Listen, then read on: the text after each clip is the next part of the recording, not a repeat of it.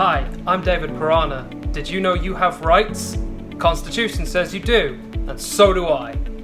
I believe that until proven delivered, every comic, figure, and graphic novel order is unfulfilled, and that's why I fight for you, Piranha customers!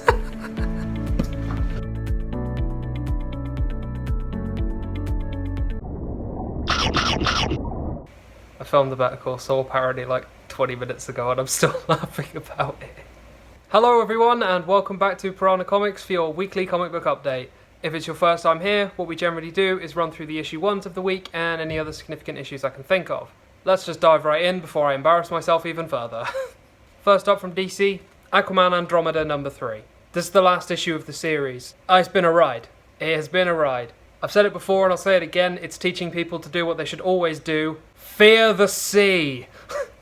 While not technically this week, Batman Incorporated number 1. I know it came out last week, but we got it this week, so it's in the video. This is not about Batman, this is about the peripheral Batmen from around the world.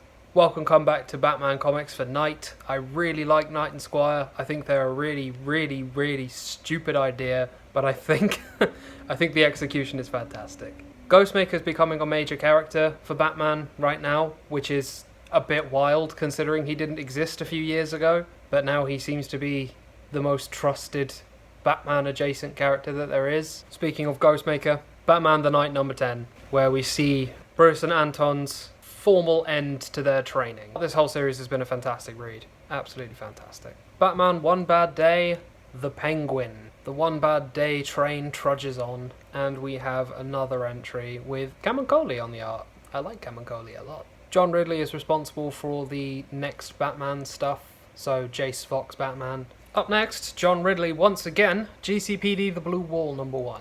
Renee Montoya is a cop again? That feels like backwards character development, but okay.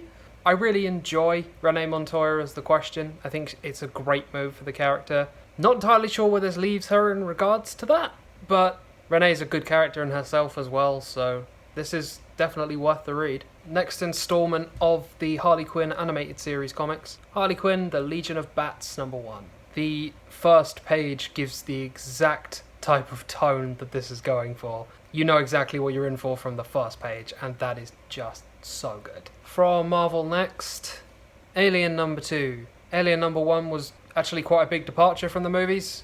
They've never really addressed the idea of synthetic rights before. I mean, they sort of did with Michael Fassbender's multiple characters, but they never really addressed, hey, what if synthetics don't want in anymore? And that's what this Alien comic aims to address. Deadly Neighborhood Spider-Man number 1. Initially intended to finish up the non-stop Spider-Man story, this has apparently evolved into something else now, whatever it has evolved into. It's trippy as hair. We know the art's good.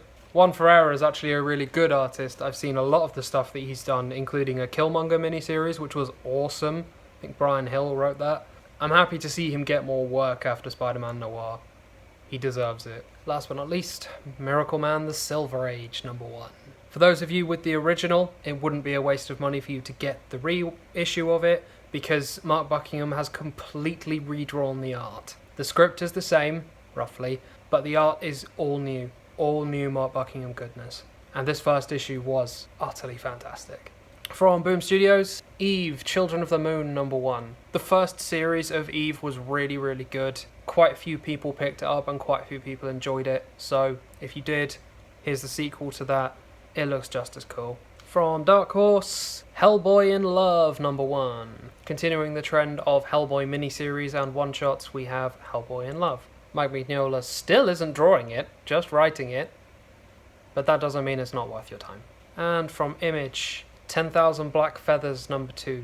You want to be on this book. This book is insane. It is phenomenal. It is Jeff Lemire and Andrea Sorrentino and Dave Stewart at their best. You're gonna want this.